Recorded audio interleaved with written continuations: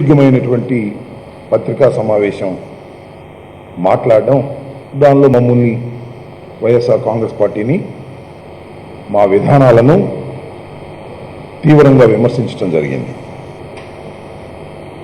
మొన్నైతేనేమో BJP జాతీయ అధ్యక్షులు ప్రకాష్ రాడ్డా గారిని రాష్ట్ర బీజేపీ అధ్యక్షులు కన్నా లక్ష్మణ్ గారు, అదేవిధంగా సునీల్ దేవగర్ రాష్ట్ర బీజేపీ ఇన్ఛార్జ్, దానితో పాటుగా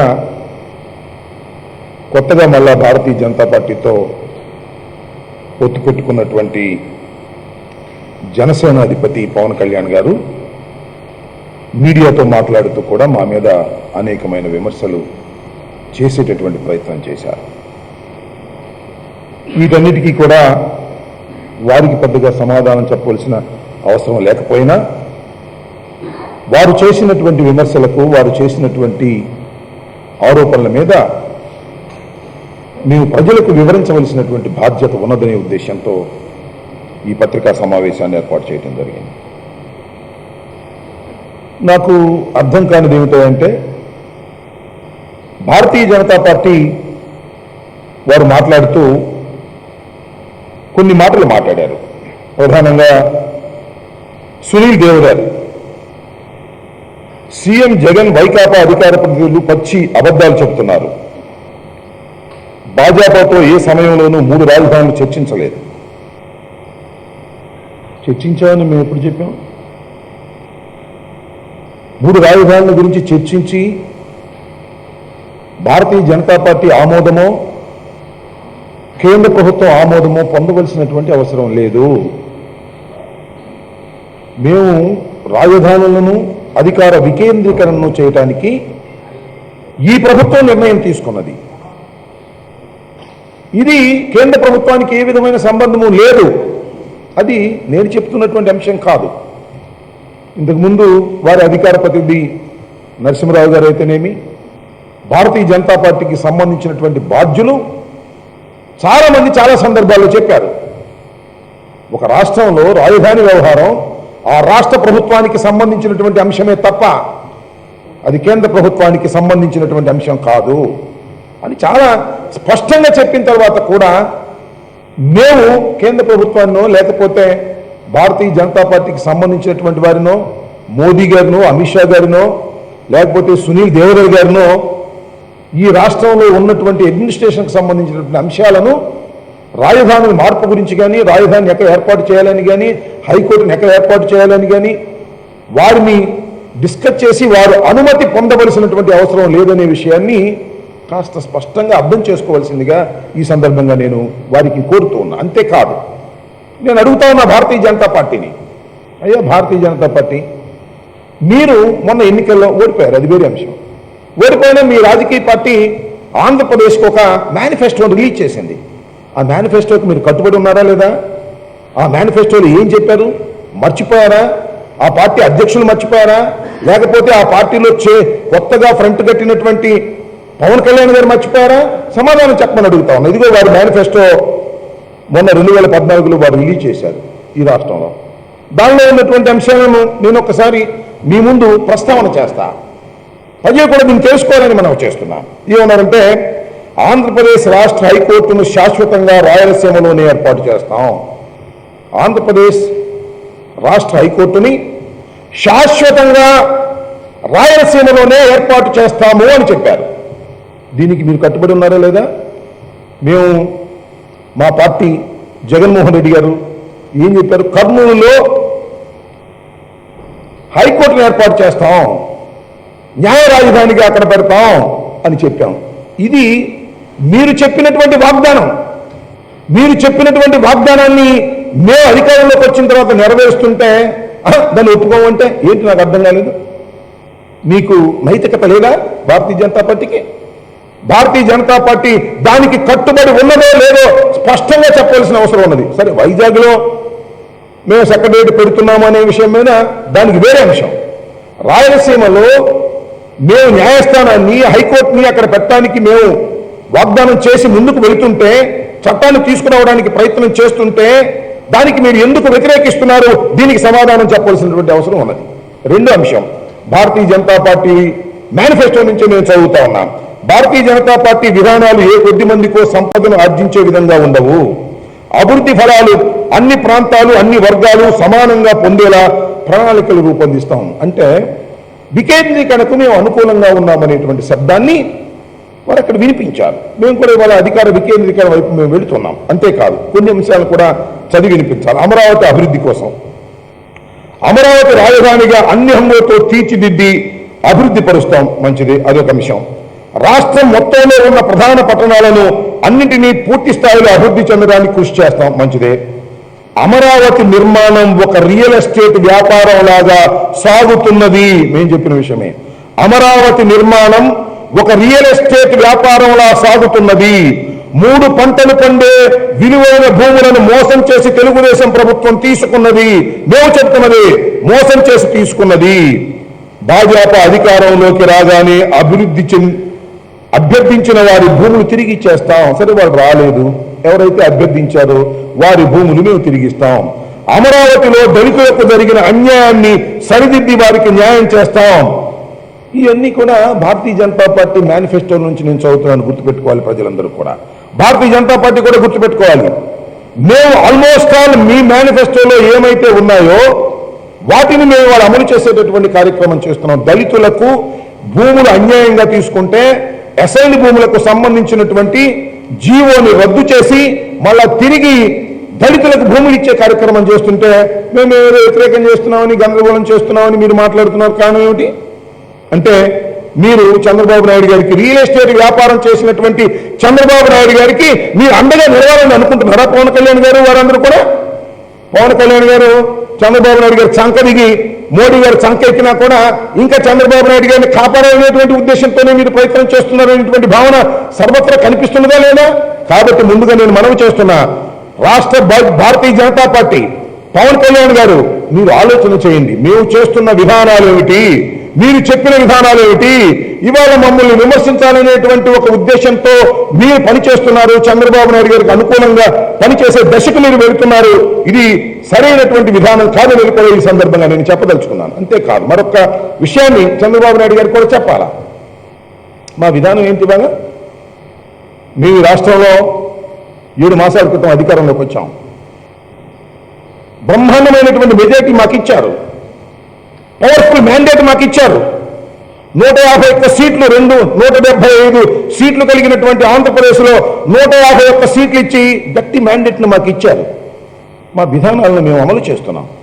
ఈ రాష్ట్రంలో అధికార వికేంద్రీకరణ అవసరమని భావించాం. గ్రామ స్థాయి నుంచి అధికార వికేంద్రీకరణ చేస్తున్నాం. గ్రామ సెక్రటేరియట్ను తీసుకువెళ్ళి గ్రామాలను ఏర్పాటు చేస్తున్నాం. మండలానికి రాకోకుండానే పనిచేసేటటువంటి కార్యక్రమం చేస్తున్నాం. గ్రామాల్లోని పరిపాలన సాగాలని కోరుకుంటున్నాం. మండలాల్లో గ్రామాల్లో అదే కాదు, జిల్లాలు కూడా. ఇంతకుముందు 13 జిల్లాలు ఉంటే వాటిని 25 జిల్లాలుగా చేసేటటువంటి ప్రయత్నం చేస్తున్నాం. దానిలో భాగంగానే ఇవాళ మేము నమ్ముతున్నాం అధికార వికేంద్రీకరణ అవసరం, అభివృద్ధి కూడా వికేంద్రీకరణ అవుతుంది. రాజధానిగా ఉన్నటువంటి అమరావతిలో ఉన్న సెక్రటేరియట్ తీసుకెళ్లి వైజాగ్లో పెట్టాలి, అదేవిధంగా న్యాయస్థానాన్ని తీసుకెళ్లి కర్నూలులో పెట్టాలి. ఇలా పెట్టడం వల్ల 3 ప్రాంతాలు అభివృద్ధి చెందుతాయి అని ప్రజలంగా విశ్వసిస్తున్నాం. అది మా విధానం. ఆ విధానం కోసం మేము వెళుతున్నాం. మేము కొత్త విధానాలు తీసుకొచ్చి విప్లవాత్మకమైన మార్పులు ఈ రాష్ట్రంలో తీసుకొచ్చి ప్రజలకు మేలు చేసే విధంగా చేయాలనేటువంటి దృఢ సంకల్పంతో ఈ ప్రభుత్వం జగన్మోహన్ రెడ్డి గారు పనిచేస్తున్నారు. నేను ఒకటే మనవి చేస్తున్నా, అయ్యే చంద్రబాబు నాయుడు గారు, మీ విధానాలు, మీ నిర్ణయాలు, మీ ఆలోచనలు అమలు చేయవలసిన అవసరం ఈ కొత్త ప్రభుత్వానికి లేదు, రాదు కూడా. అలాంటి విధానాలను అమలు చేస్తే మిమ్మల్ని ఎన్నుకునేవాళ్ళు కదా, మమ్మల్ని ఎందుకు ఎన్నుకోవాలి? మమ్మల్ని ఎందుకు ఎన్నుకున్నారు? మీ విధానాలు నచ్చలేదు, మీ అమరావతి నిర్మాణం నచ్చలేదు, మీ పరిపాలన నచ్చలేదు, మీ అవినీతికరమైన పరిపాలన పక్కకు పెట్టి మమ్మల్ని ఎన్నుకుంటే మీ విధానాల్లో మేము నడవాలంటే నాకు అర్థం కాలేదు. మాకు విధానాలు లేదా? మాకు ఆలోచన విధానం లేదా? ఈ రాష్ట్రాన్ని అభివృద్ధి చేయాలనేటువంటి దృఢ సంకల్పంతో వెళుతున్నాం. మేము ప్రజల యొక్క మనోభావాలని ముందుకు తీసుకువెళ్లాలనేటువంటి ఉద్దేశంతో మేము వెళుతున్నాం తప్ప చంద్రబాబు నాయుడు గారు ఇచ్చిన వాగ్దానాలని, చంద్రబాబు నాయుడు గారు ఇచ్చినటువంటి హామీలని, చంద్రబాబు నాయుడు గారు నిర్మించినటువంటి నిర్మాణాలని కొనసాగించవలసినటువంటి అవసరం మాకు లేదు. We have a discussion. మేము ఏది ప్రజలకు చేయాలో నాకు బాగా తెలుసు.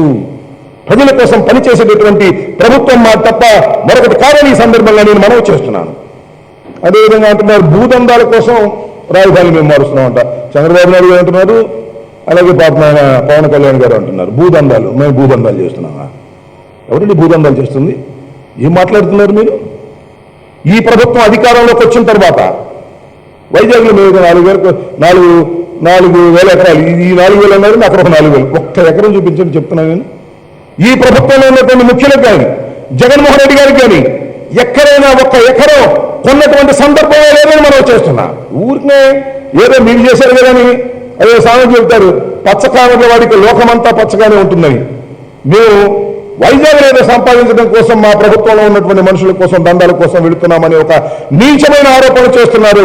ఇది సరైనటువంటి విధానం కాదని ఈ సందర్భంగా నేను చెప్పదలుచుకున్నాను. అంతేకాదు చంద్రబాబు నాయుడు గారు చెప్తా ఉన్నాడు, ఎమ్మెల్సీలను కొంటున్నామంటే ఎమ్మెల్యేలను కొంటున్నామంట. ఎక్కడ కొన్నామండి? నాకు అర్థం కాలేదు. మాకు కర్మ పెట్టిందా? ఎమ్మెల్సీని ఎమ్మెల్యేలని కొని ఏం చేసుకోవాలి మేము? నిన్న ఆయన చెప్తుంటే నాకు ఆశ్చర్యం వేసింది. ఆయన మేము ఎమ్మెల్యేలని ఎమ్మెల్సీలని కొని పార్టీలు మార్పిచ్చి ప్రజాస్వామ్యాన్ని కూనీ చేసేస్తున్నామట. నీ అంత దుర్మార్గంగా ప్రజాస్వామ్యాన్ని కూనీ చేసినటువంటి వ్యక్తి ఈ భారతదేశంలో ఎవరు లేరు. 23 శాసనసభ్యుల్ని కొని 4 మంత్రులు ఇచ్చినటువంటి పెద్ద మనిషివి మేము వాళ్ళు ఎవరిని ఉన్నామండి? నీకు నచ్చక 20 మంది నీ దగ్గరే పక్కన కూర్చున్న ఇద్దరు శాసనసభ్యులు, మాకేం సంబంధం దానికి? దాన్ని మానవీయ ప్రయత్నం చేస్తున్నారా? నేను మనవి చేస్తున్నా, పార్టీలు ఫిరాయింపులను ప్రోత్సహించినటువంటి పార్టీ నేను మనవి చేస్తున్నా. మేము ఫిరాయింపుని ప్రోత్సహిస్తే ఒక్కడుంటాడండి చంద్రబాబు నాయుడు దగ్గర? ఎమ్మెల్సీలు కానీ ఎమ్మెల్యేలు కానీ ఒక్కరు కూడా ఉండడు, 5 6 మిగులుతారు. దాన్ని ప్రోత్సహించే ఉద్దేశంలో మేము లేము. ఎవరైనా పార్టీలు మారదలుచుకుంటే, మా పార్టీలో చేరదలుచుకుంటే వారికి తెలుగుదేశం పార్టీ తరఫున కానీ మరొక పార్టీ తరఫున కానీ సంక్రమించినటువంటి పదవికి రాజీనామా చేసి రావాల్సిందే అని మొట్టమొదటి శాసనసభలోనే చెప్పినటువంటి వ్యక్తి జగన్మోహన్ రెడ్డి గారిని మనం చేస్తున్నాం. అలాంటి మనిషిని పట్టుకొని, అలాంటి విధానాన్ని పట్టుకొని, అలాంటి పార్టీని పట్టుకుని మేమే పార్టీ ఫిరాయింపులు ప్రోత్సహిస్తున్నాం అనేటువంటి మాట మాట్లాడడం అనేది చాలా దుర్మార్గమైనటువంటి అంశం. అది సరైనటువంటి విధానం కాదని కూడా ఈ సందర్భంగా నేను చెప్పదలుచుకున్నాను. చంద్రబాబు నాయుడు గారు చాలా గొప్పవారు.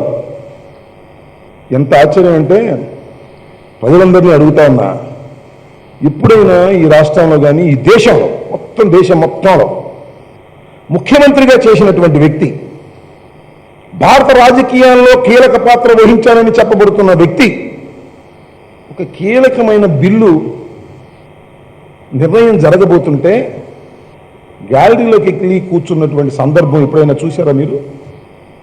భారతదేశం మొత్తంలో ఏ ముఖ్యమంత్రి అయినా, మాజీ ముఖ్యమంత్రి అయినా, పెద్ద నాయకుడు గ్యాలరీలో కూర్చొని చూసినటువంటి సందర్భం ఉందా? వ్యవస్థల్ని భ్రష్టు పట్టించేటటువంటి దుర్మార్గమైన మనస్తత్వం కలిగిన వ్యక్తి నారా చంద్రబాబు నాయుడు గారు. ఏ వ్యవస్థలోనైనా తన సొంత మనుషుల్ని చొప్పిస్తారు, ఆ వ్యవస్థల్ని మేనేజ్ చేసి మొత్తం సర్వనాశనం చేయాలనేటువంటి ఉద్దేశంతో ప్రయత్నం చేస్తారు. మొన్న కౌన్సిల్లో జరిగినటువంటిది ఒక దారుణమైనటువంటి విషయం. రూల్స్కు భిన్నంగా చంద్రబాబు నాయుడు గారు గాడిలో కూర్చొని చైర్మన్ మీద ఇన్ఫ్లుయెన్స్ చేసి దాన్ని మార్పించారు. నేను ప్రత్యేకంగా చెప్పాల్సిన అవసరం లేదు. ఆ చైర్మన్ గారు మాట్లాడినటువంటి ధోరణి మీకు చూస్తే, ఆయన చైర్లో కూర్చొని సెలెక్ట్ కమిటీకి నేను పంపడానికి నిర్ణయించుకున్నాను అని చెప్పడానికి ముందు సుమారుగా 10-15 నిమిషాలు మాట్లాడారు.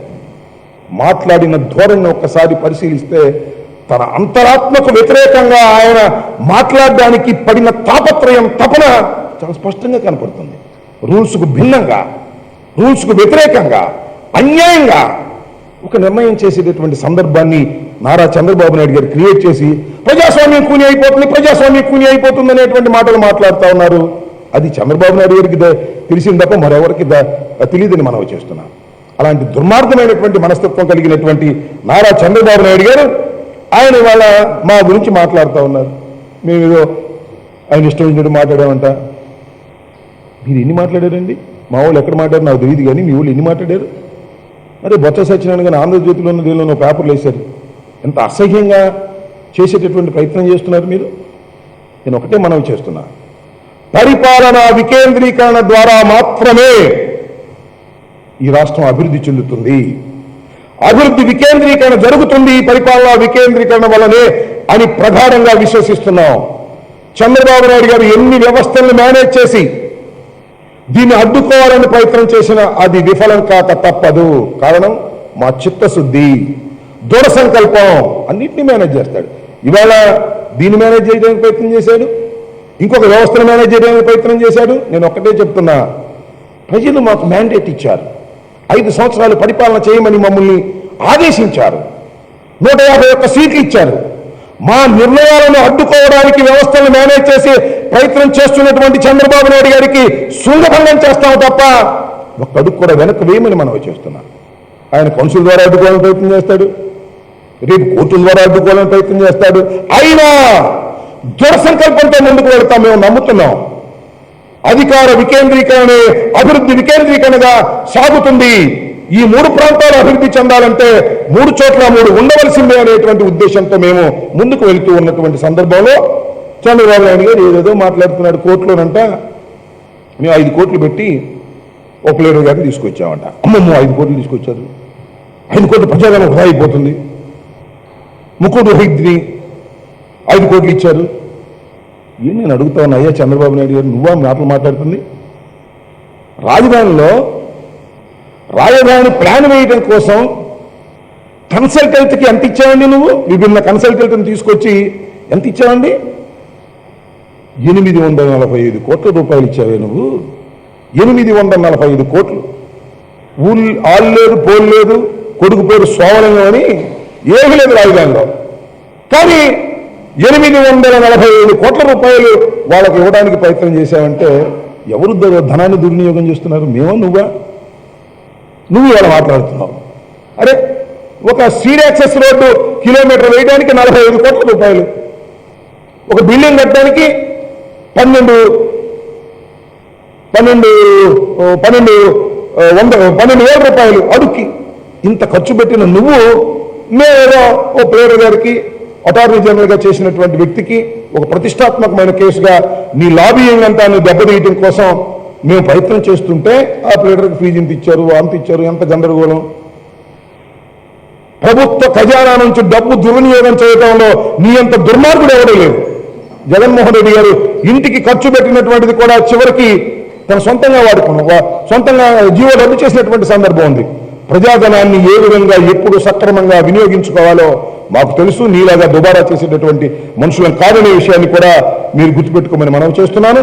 ఇది చంద్రబాబు నాయుడు గారు చేస్తున్నటువంటి ఒక అత్యద్భుతమైన నాటకం. ఈ నాటకంలో ఎవ్వరూ వెనక్కు తగ్గే ప్రశ్న లేదు. చంద్రబాబు నాయుడు గారు వ్యవస్థలను మేనేజ్ చేసి మా వికేంద్రీకరణను దెబ్బతీయాలని ప్రయత్నం చేస్తున్నాడు. దెబ్బతీయటం కల్లా మేము తప్పనిసరిగా వాటిని సాధించి తీరుతాం.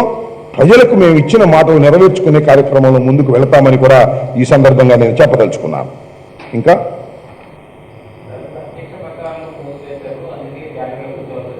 ప్రత్యక్ష ప్రసారాలు మూసివేశారో లేదో నాకు తెలియదు, కానీ గాడిలోకి మేము వెళ్ళాము. చంద్రబాబు నాయుడు గారు ప్రత్యక్ష ప్రసారాలు మూసివేస్తే గాడిలోకి వెళ్ళాల్సిన అవసరం ఏమిటి? నాకు తెలియకలుగుతా. రోజు ఆ ప్రొసీడింగ్స్ ఏమన్నా చూస్తున్నారా చంద్రబాబు నాయుడు గారు? రోజు ఆ ప్రొసీడింగ్స్ ఏం చూడటం లేదు కదా. ఆయన టీవీలో కనపడలేదు, ఓకే. కనపడకపోతే ఏం కంపౌండ్కి పోయింది? ఆయన వచ్చి అక్కడ ఎందుకు కూర్చోవాలి? సో ఇది ఎక్కడైతే చైర్మన్ గారు న్యాయం చేస్తాడో అని తాను ఎదురుగా కూర్చుంటే తన మాట తన ఇన్ఫ్లుయెన్స్ పడుతుందనే ఉద్దేశంతో కూర్చున్నాడు దుర్బుద్ధితో తప్ప మరొకటి కాదనేది నా అభిప్రాయం. ఎస్, అంటే మా పార్టీకి సంబంధించిన వారు కూడా చాలామంది కూర్చున్నారు. నేను కూడా కూర్చున్నాను, సాయిరెడ్డి గారు కూడా కూర్చున్నారు. దీన్ని రాసిమేం లేదు. వైవి సుబ్బారెడ్డి గారు కూర్చున్నారు, సర్దార్ రామకృష్ణారెడ్డి గారు కూర్చున్నారు. మా సెషన్ ఆ రోజున వాయిదా పడింది. రోజా గారు, ఇంపార్టెంట్ ఎమ్మెల్యేస్ అందరూ కూర్చున్నారు. కూర్చోవద్దని అట్లా ఎందుకు? ఎప్పుడైనా ఎవరైనా మేము అంతకుముందు కూడా వెళ్ళి కూర్చున్నాం. ఎప్పుడైనా ఒక మాజీ ముఖ్యమంత్రి చంద్రబాబు లాంటి వారు ఎప్పుడైనా కూర్చున్నారా అని అడుగుతా ఉన్నాను నేను. మాకు వాళ్ళకి సమానమైనా చెప్పండి. మన చంద్రబాబు నాయుడు గారికి మేము సమానం అనుకుంటే మాకే అభ్యంతరం లేదు. ఒక ముఖ్యమంత్రి, మాజీ ముఖ్యమంత్రి, ఒక పార్టీ అధ్యక్షుడు, దేశ రాజకీయాలలో చక్కని చెప్పినటువంటి వ్యక్తి ఖచ్చితంగా చైర్మన్, ఎవరైతే చైర్మన్ని అపాయింట్ చేశారో ఆయన చైర్మన్ అపాయింట్ చేసింది ఎవరు? చంద్రబాబు నాయుడు గారు. ఆయన ఎందుకు కూర్చున్నాడు? ఇది ప్రశ్న. నేను చంద్రబాబు నాయుడు గారు కూర్చునే హక్కు లేదా? ఉంది, కూర్చునే హక్కు ఉంది, తప్పేం లేదు. చంద్రబాబు నాయుడు కూర్చోకూడదు ఎవరు అంటలా. కూర్చోవటం వెనక ఉన్న దురుద్దేశం ఏమిటి అనేది నా పాయింట్. ఇక్కడ కాదండి. భారతదేశంలో ఎవరైనా ఏ ముఖ్యమంత్రి అయినా మాజీ ముఖ్యమంత్రి వెళ్ళి గ్యాలరీలో కూర్చుని కీలకమైన సమయంలో చూసే సందర్భాలు ఎక్కడ ఉన్నాయా? ఇది శాసన మండలి వ్యవస్థని మేనేజ్ చేయడానికి చంద్రబాబు నాయుడు గారు ప్రయత్నం చేశారు. అది నా అభియోగం. ఇవాళ ఇది ప్రయత్నం చేశారు, రేపు ఇంకోటి ప్రయత్నం చేస్తారు. ఆయన జీవితం అంతా వ్యవస్థలను మేనేజ్ చేసే ప్రయత్నమే తప్ప మరొకటి కాదు. ఈజ్ ఎ మ్యానిపులేటర్, అందరికీ తెలిసినటువంటి సత్యం. ఇంకా మండలిని రద్దు చేస్తారా లేదా 27వ తారీఖున మీ అందరికీ తెలుస్తుంది. ఇంకా మండలిని సో ఒకటి ఇక్కడ గమనించాల్సిందంటే ఇది ఒక చర్చ జరుగుతూ ఉన్నది. మేము మొన్న శాసనసభలో కూడా చాలా వివరంగా మాట్లాడాం. ఒక అభివృద్ధి నిరోధకమైన శక్తిగా మండలిని తయారు చేసే కార్యక్రమం చేసినప్పుడు అలాంటి శాసన మండలి అవసరమా అనేది చర్చ జరగాలనుకున్నాం. కొంతమేరకు నిన్న చర్చ జరిపాం. రేపు 27వ తారీఖున కూడా సుదీర్ఘమైన చర్చ జరుగుతుంది. అవసరమైతే కీలకమైన నిర్ణయాలు తీసుకోవడానికి కూడా అవకాశం ఉంటుంది. ఇక్కడ మీరు ఒకటే గుర్తుపెట్టుకోండి, మండలిలో చంద్రబాబు నాయుడు గారు చెప్తున్నట్టుగా నేను ఒకటి మీకు గుర్తు చేస్తా. చంద్రబాబు నాయుడు గారు 2014లో అధికారంలోకి వచ్చినప్పుడు మండలిలో తెలుగుదేశం మెజార్టీ ఉన్నదా? లేదు. తర్వాత వాళ్ళందరినీ కొని లేకపోతే మరొకటి చేస్తూ మెజార్టీ తెచ్చుకున్నాడు కదా. మాకు కూడా ఆప్షన్ ఉన్నది. మేము కొనేవాళ్ళం కాదు, పార్టీలను మార్పు చేయమని కోరుకునేవారం కాదు. ఆ వ్యవస్థని మలినం చేయకోకుండా ఆ వ్యవస్థని రద్దు చేస్తే తప్పేమిటి అనేటువంటి ఒక వాదనలో మేము ఉన్నాం. ఇవాళ చర్చ జరుగుతూ ఉన్నది. మాకు అంతర్గతంగా చర్చ జరుగుతూ ఉన్నది, బహిరంగ చర్చ జరుగుతూ ఉన్నది. నేను అడుగుతా ఉన్నా, నా వ్యక్తిగత అభిప్రాయం, చాలామంది అభిప్రాయం, మండలి లేకపోతే ఏమవుతుంది, ఉంటే ఏమవుతుంది? మండలి లేకపోకుండా ఈ రాష్ట్రంలో పరిపాలన సాగలేదా? మండలి ఉన్నప్పుడు సాగింది, మండలి లేనప్పుడు సాగింది. మండలిని రద్దు చేయడం ఎవరి వల్ల కాదు. ఏం మాటలేవి? ఎన్టీ రామారావు గారు మండలి రద్దు చేయలేదా? చంద్రబాబు నాయుడు గారికి తెలియదా? అవసరమైతే మండలి రద్దు చేయాల్సిన అవసరం అయితే రద్దు చేస్తాం, దానిలో ఏమి సందేహం ఏమీ లేదు. అది ప్రజాప్రభుత్వం అయిపోయిన దగ్గర, అది ప్రజాప్రభుత్వం యొక్క అభిప్రాయం అదైతే అదే చేస్తాం, దానిలో తప్పే ఉంది. అది మన రాజ్యాంగ వ్యతిరేకమా?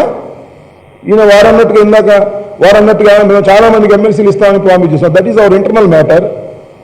మేము చూసుకుంటాం దాన్ని. మేము చాలా మందికి ఎమ్మెల్సీలు ఇస్తా ఉన్నాం.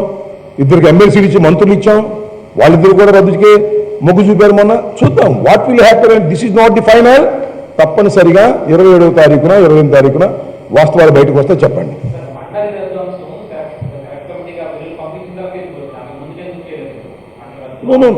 మండలి ఖచ్చితంగా మేము ఇంకోటి కూడా చాలా స్పష్టంగా చెప్తున్నాను, సెలెక్ట్ కమిటీకి పంపామనేటువంటి మండలి నిర్ణయమే మండలి రద్దుకు మమ్మల్ని ప్రభావితం చేస్తున్నది. దానిలో ఏమి సందేహం లేదు. మండలి అనేది చట్టబద్ధంగా వ్యవహరించినప్పుడు, చట్ట వ్యతిరేకంగా వ్యవహరించినప్పుడు మీ అందరికీ మనవి చేస్తున్నా, మండలిలో అనేక భారతీయ జనతా పార్టీ ఉంది, పీడీఎఫ్ ఉంది, ఇండిపెండెంట్స్ ఉన్నారు, కాంగ్రెస్ ఉంది, వైసీపీ ఉంది. వీళ్ళ 4 అభిప్రాయం ఏంటండి? అది సెలెక్ట్ కమిటీకి పంపేటటువంటి ఆస్కారమే లేదు అని చాలా స్పష్టంగా చెప్పారు. అయినా కూడా సెలెక్ట్ కమిటీకి ఎందుకు పంపారు? రూల్స్కు వ్యతిరేకంగా పంపి అభివృద్ధి నిరోధకమైన శక్తిగా తయారైనప్పుడు జగన్మోహన్ రెడ్డి గారు, వైఎస్ఆర్ కాంగ్రెస్ పార్టీ, ఈ ప్రభుత్వం తీసుకున్నటువంటి నిర్ణయాలను అడ్డుకోవడమే కౌన్సిల్ యొక్క ప్రధాన ధ్యేయమైనప్పుడు ఎందుకు కౌన్సిల్ని ఉంచాలి అనేది మా అభిప్రాయం. అది మా దానికే ప్రభావితం.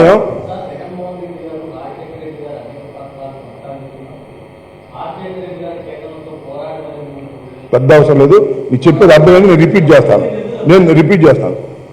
రాజశేఖర రెడ్డి గారు దీన్ని తీసుకొచ్చి దీన్ని పునర్నిర్మాణం చేసిన దాన్ని ఎందుకు రద్దు చేస్తున్నారు? That is our discussion. అది మా డిస్కషన్కి సంబంధించినటువంటి అంశం.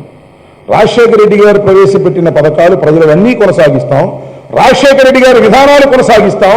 అయితే రాజశేఖర రెడ్డి గారి విధానాలు కొనసాగించడం అంటే కౌన్సిల్ని కొనసాగించకమే అని అనుకోవడం పొరపాటు. దానిలో మీరు ఒకటి గుర్తుపెట్టుకోండి, ఆ కౌన్సిల్ అనేది అభివృద్ధి నిరోధకమైన శక్తిగా జరుగుతున్నప్పుడు దాని మీద చర్చ చేస్తూ ఇంకా నిర్ణయం చేయలేదు. గమనించాలి, రాజశేఖర రెడ్డి గారు తీసుకొచ్చారు కాబట్టి దాన్ని కొనసాగించాల్సిన అవసరం. రాజశేఖర రెడ్డి గారు గుర్తుపెట్టుకోండి, రాజశేఖర రెడ్డి గారు is not a regional force. Rajasekhara Reddy గారు ఒక జాతీయ పార్టీలో ముఖ్యమంత్రిగా పనిచేశారు. కాంగ్రెస్ అధిష్టాన వర్గం ఏం చెప్తే అది చేసే పరిస్థితి కొన్ని సందర్భాల్లో ఉంటుంది. కానీ ఆయన సొంతంగా కొన్ని అధిష్టానం యొక్క అనుమతితో అనేకమైనటువంటి సంక్షేమ కార్యక్రమాలు ఏ కాంగ్రెస్ రాష్ట్రంలో లేనటువంటివి కూడా ఇక్కడ ప్రవేశపెట్టారు. అందువల్ల మేము రాజశేఖర రెడ్డి గారి విధానాలను కొనసాగిస్తామంటే కౌన్సిల్ని కొనసాగిస్తామనే అర్థాన్ని దయచేసి తీసుకోవద్దు. కొనసాగించవచ్చును, కొనసాగించకపోవచ్చు. కేంద్రంతో ఇదైనా కేంద్రం ఎవరైనా కేంద్రంతో పోరాటాలు ఏముండవు. మీరు ఊరికినే పోరాటం అనే పదానికి చంద్రబాబు లాగా మాట్లాడకండి. కేంద్రంతో పోరాటం ఏంటి? అన్న బాంబులు వేస్తారు కేంద్రంతో.